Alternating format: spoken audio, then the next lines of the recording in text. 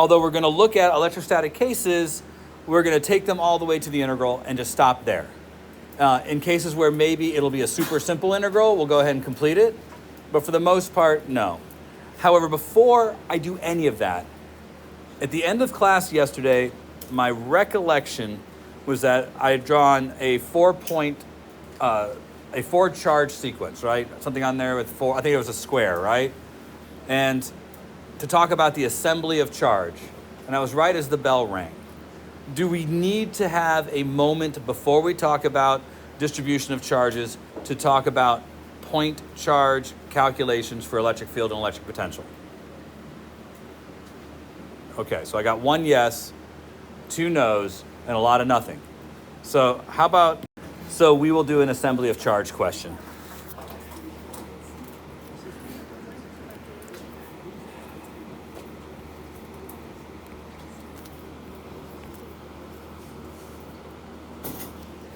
So when we deal with an assembly of charge problem, there are several, I think, related questions that are associated with the assembly of charge. So it doesn't matter which kind of shape I pick out here. There are some shapes that would make this easier than others. So let's start with just considering a square in space, or a geometry where there is 4 points of interest. And let's start with the system, this region of space being empty. So there are no charges here, but we are going to bring together a collection of charges. Since I wasn't prepared exactly for just that, I don't have my number handy, but let's consider the related questions that would be associated with this. First, there's going to be the energy required to assemble the charges.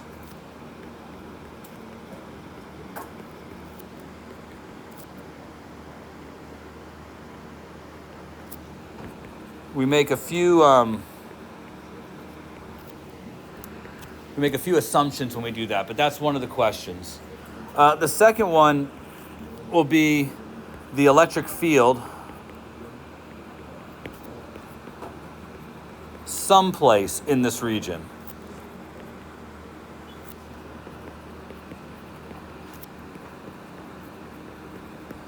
And when we talk about that, it could be, the electric field experienced by one of the charges, or it could be the electric field of a point in space, or it could be the electric field along some geometric line. Like they could say, okay, there's a line that passes through the middle of the square. Find an expression for the electric field everywhere along this line. So there's a variety of questions that could be asked related to the size of the field. And I think you could probably, if you're using any imagination at all, replace the word electric field with electric potential and have the same kind of group of questions. So electric potential.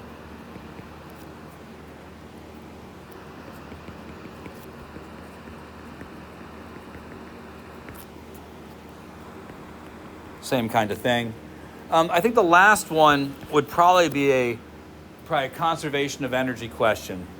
Something like, what velocity would a particle have to be fired at to make it to spot X somewhere on this region? It would be a statement of conservation of energy, or a use case for conservation of energy.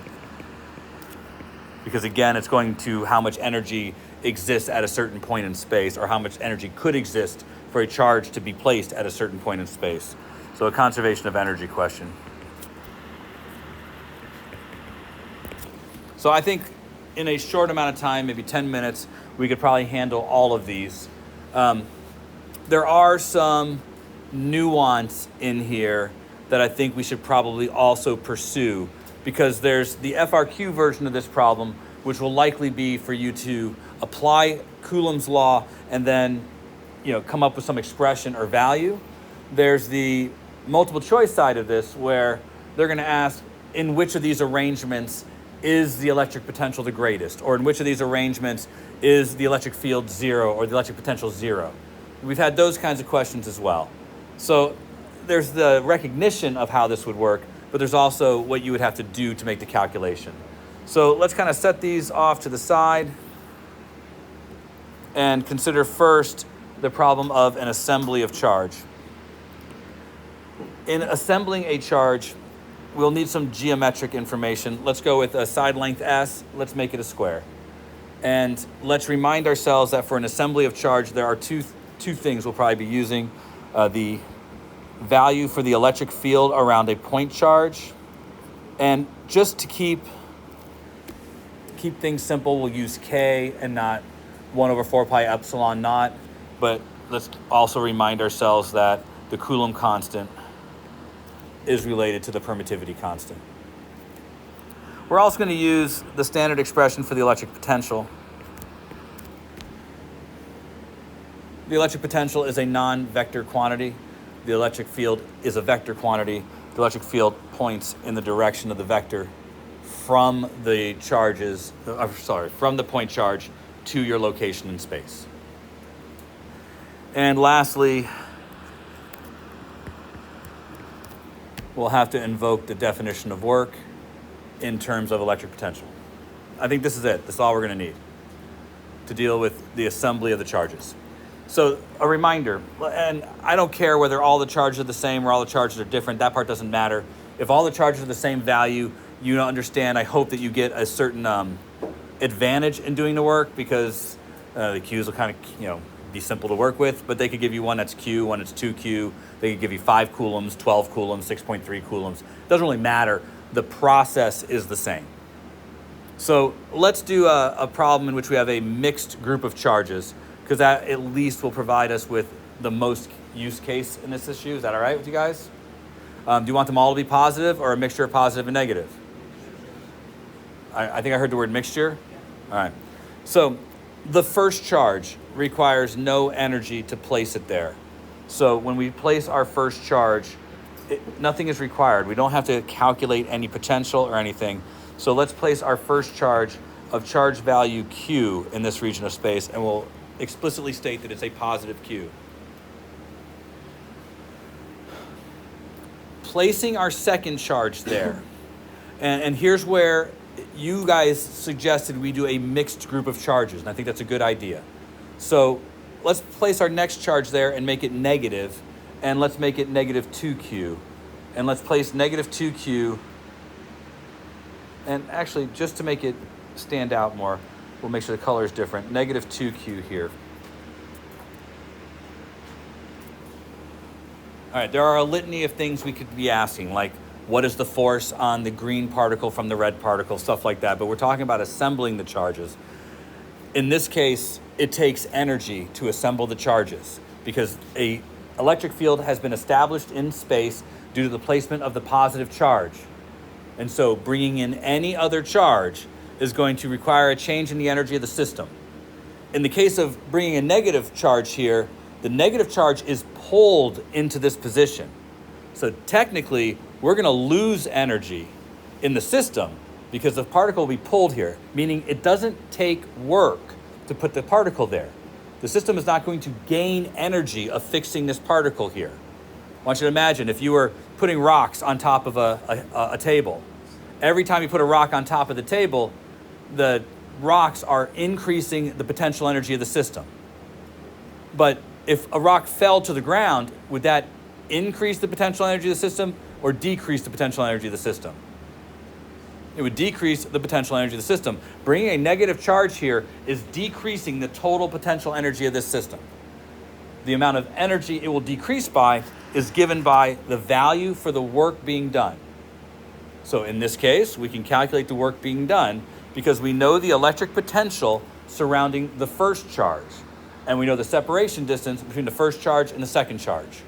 So our first calculation for work is between, and I'm going to name these corners 1, 2, 3, and 4, because that's going to come up in a minute too. So between the charges at station 1 and station 2 is where our first amount of work is. The electric potential that exists in that region of space is Q, K over S. And we are bringing a value of negative 2Q into position a distance S away. So the amount of energy currently in the system is negative 2Q squared K over S.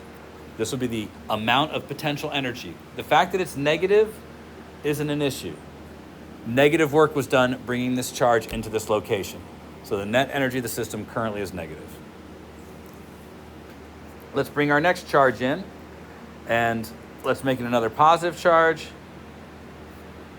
and we'll bring it to station 3.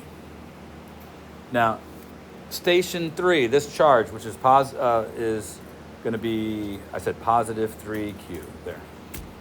When we bring this charge into this region of space, it has to contend with an electric field being generated by both positive Q and negative 2Q, which means the electric potential at this space, at station 3, is the combination of the electric potential from station 1 and station 2. You guys follow that? Electric potentials just add together. We don't have to worry about direction. So when I want to calculate the work, there's going to be the work between station 2 and station 3, and the work between station 1 and station 3. I need to find both electric potentials, then add them together. So between 2 and 3, we've got the electric potential is established by the negative 2Q, so negative 2QK, over the distance between 2 and 3, which is S, times the value of the charge placed at station 3, which is 3Q.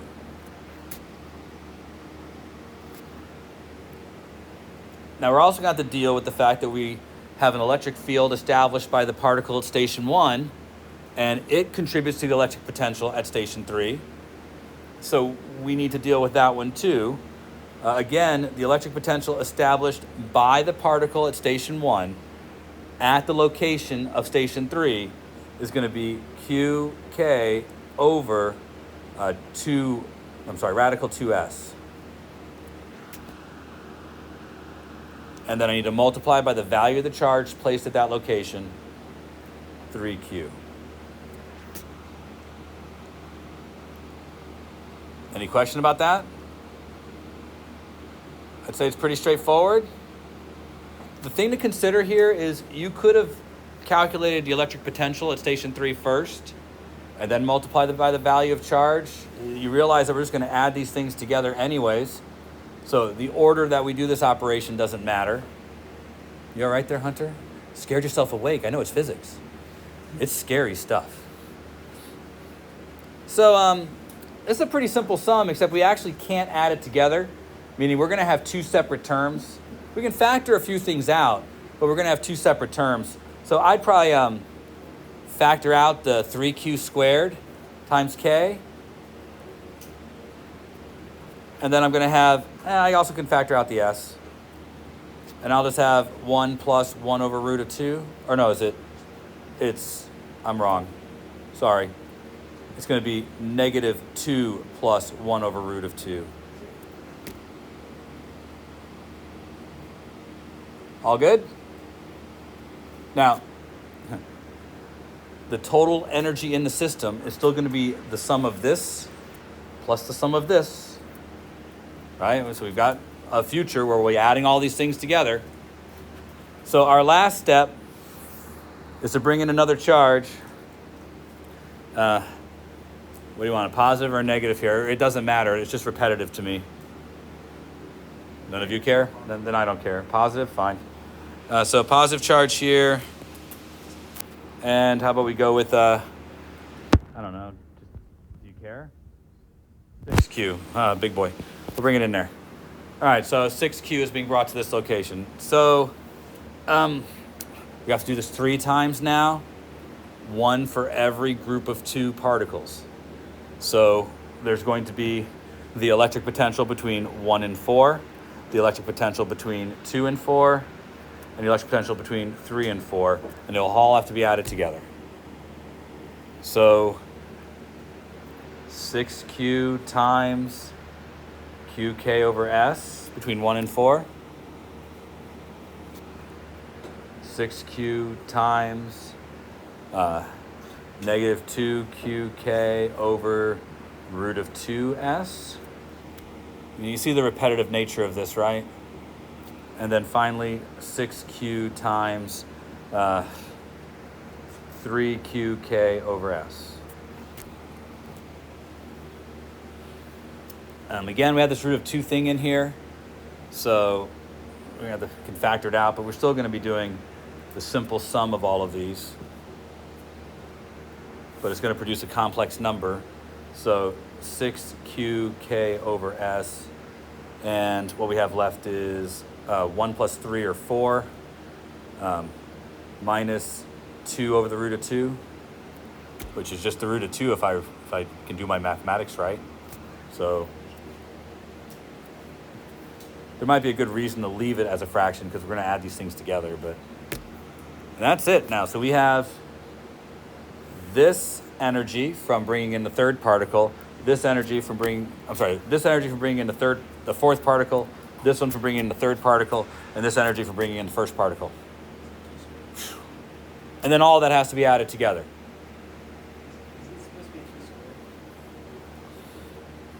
Is it supposed to be 2 squared? Oh, q squared, yeah. Now, I don't really want to do any more algebra. I think we've kind of gone through the process pretty well. Do you need to do more algebra, or do you realize you're just going to add the 3 circled things together? I would probably expand, collect like terms that you can, because when you expand this, you're going to have a set of terms that have just a number and q squared k over s, and you're going to have a group of terms that have qk over square root of 2s. Add all those terms together, and then if you can factor something out, which you'll be able to factor out q squared k over s for sure, but there's probably, I don't know if there's probably a common factor that you'll also be able to factor out of all of that. You're still going to end up with something with a number plus or minus the square root of 2. So do you want me to do more algebra, or can we move on to another subject? Good.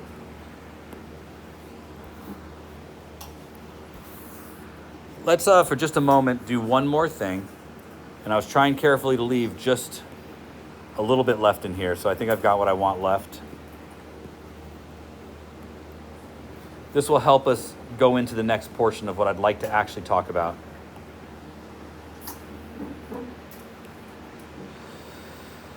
These 2 charges are located equal distance from an axis. So we'll say this is q and say negative q.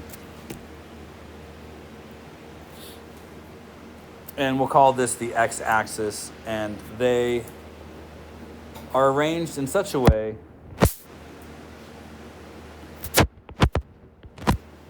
that they are located, let me see if I can get this to look a little better. Not much, by the way, but a little better. There we go.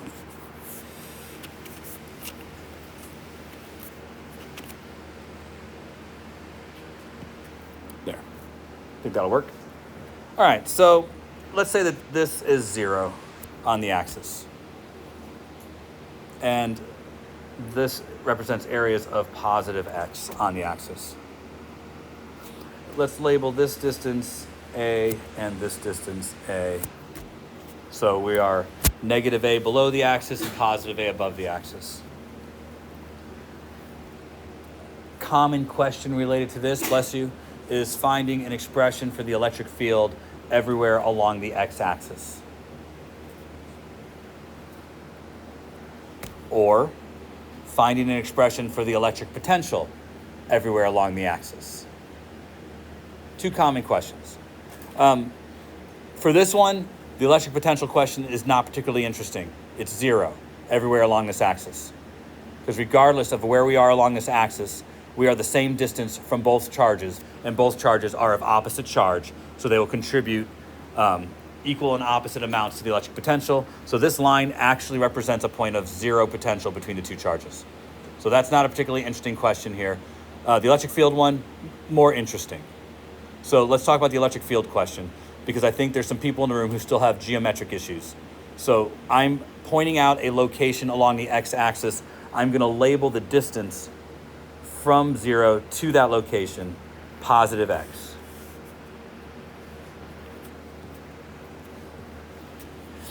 And I want an expression for the electric field in terms of A, X, Q, and fundamental constants. These problems require that you remember that the electric field has direction. And because it has direction, when you go to calculate this, you need to be able to take the direction into account and make sure that when you're solving for this, you recognize that if there isn't symmetry, the only way to find your answer is to pick a coordinate system and then find all of the contributions to the electric field in one cardinal direction, and then all the contributions to the electric field in another cardinal direction. What I mean by that is, imagine if this, here's an ant on my desk. Physics.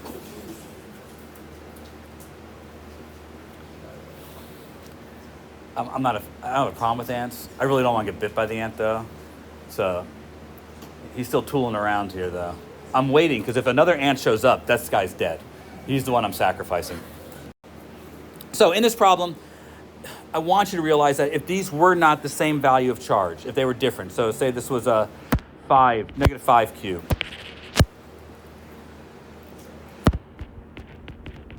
Well, you'd have to realize that the direction of this force is going to be more influenced by the 5q than the q. But in order to be able to come up with an expression for the direction of your answer, you would have to find the components of your answer first. So you'd find out the electric field in the x direction and the electric field separately in the y direction. And then from there, compose a single expression for the electric field. But by having the value be the same for both, we can exploit the symmetry and recognize that we're likely dealing with a direction of the electric field that will always be, in this case, perpendicular to the x-axis. So that makes it a little bit easier for us. But don't assume that they have to do that. They do not. You all good with that? Understand? So let's do this problem because this is more typical. We are going to need a marker for, say, this distance. Whatever this distance is, it represents the distance from our charge to our location in space. It's going to be the distance we're going to use for this expression in finding the electric field, but we know that whatever that is, we can't use it in our answer. We have to express it in other terms. So I think the first thing we do is start from the beginning, expressing it in the terms of our problem. Now that we've done so, this is a negative charge. The electric field is going to point towards that charge. So I am aware that my electric field should be directed, say, this way for this particular charge. At the same time, I can see symmetrically that there is a point over here that is going to cause a contribution to an electric field that is going to have some symmetrical relationship. It's going to be this way. And since the charges are of equal value, I'm pretty confident these two electric fields are of equal size. So using the symmetry, I'm not going to worry about the electric field in the x direction because that appears to be 0. And I'm going to focus on only the electric field in the y direction since it appears to be the only direction that matters. I'm also going to suggest that we only do the problem once and double it because I think the contribution to the electric field from the positive charge is the same size as the contribution to the electric field from the negative charge. That all good? All right. So I do want just a component though, and it looks to me like I'm going to find that this angle is of use to me, right? Because I want the sine component of that angle. This expression for the electric field gives me the size of this arrow or this arrow, but I want just the component in the y direction. So I'm going to put here that I want E sine theta. Theta can't be in my answer though. I will have to find another expression for theta. Luckily, there's some symmetry here. I recognize that these two angles are vertical angles. And because those are vertical angles, I can use them to come up with an expression for sine. So you're noticing the pieces here, right? Although we are just using the electric field here, there's a heck of a lot of geometry that goes into these problems. And so I'm creating variables on the fly that I'm going to need, but I know that in the future, those variables are going to have to be removed somehow, expressed in terms that I'm allowed to use. I'm allowed to use a over the root of a squared plus x squared in my answer. And that is the same as sine of theta. So I think I've assembled all the things I need to assemble to finish the problem. Are you guys good to go? So first, the electric field in the y direction is going to have 2 times what we're about to express here. E is going to be qk over the square root of a squared plus x squared, quantity squared, times the sine of theta, which is a over a squared plus x squared under the radical.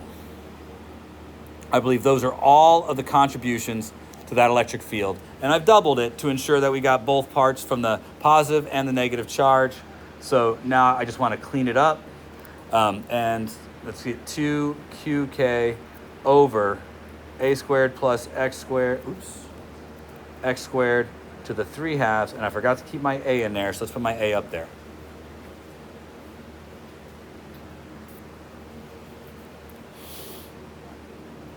And that's it. That's the answer, right?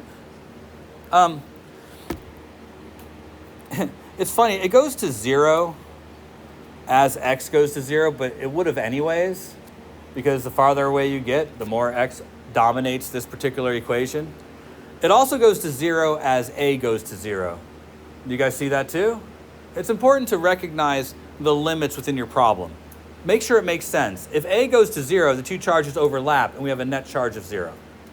So look for things like that in your answer. They're likely to ask follow-up questions in relationship to this.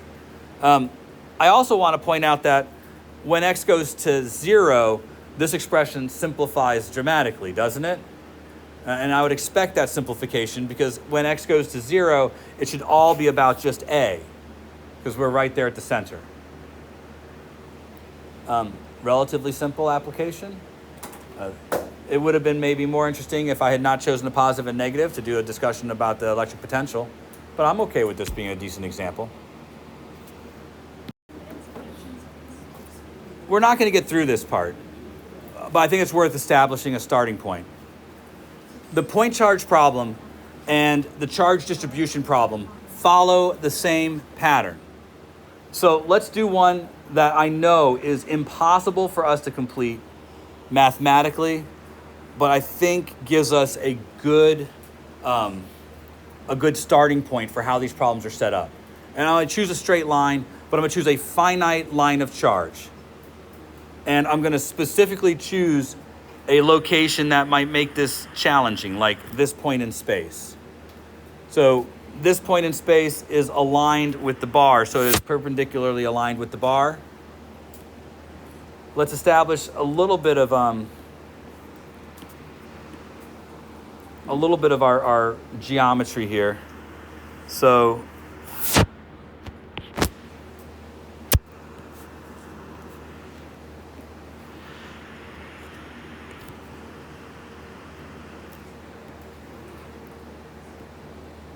let's say we're at this position, which is located, again, a distance a away from my line of charge. Let's say the line of charge is value q and length L. And we would like an expression for the electric potential and the electric field at this point. All good to go? The electric potential is generally going to be the easier problem to do because the vectors don't matter in the electric potential. So it's a straight sum. But the electric field is the part that's going to cause us some trouble. This is a problem where you would have to break this problem up into an x direction and a y direction in order to complete the problem. And that's an important distinction. You will do the problem twice. And from there, your answer will have to use Pythagorean theorem to get the total electric field. We're not going to take this problem that far. We're going to take it to the point where we have something that can be integrated and then stop there, because the integration for this is pretty tough. But we can assemble this particular answer. The first thing you have to do is find a way to describe this bar in terms of a bunch of point charges. So as I've indicated in the past, that means taking a piece of the bar and calling it a point charge, but recognizing you're going to use this for integration. You're going to use it in your sum. So I'm going to call this little piece dq. The rest of our conversation, which will take place tomorrow, is us assigning geometric information to the size of this piece of charge.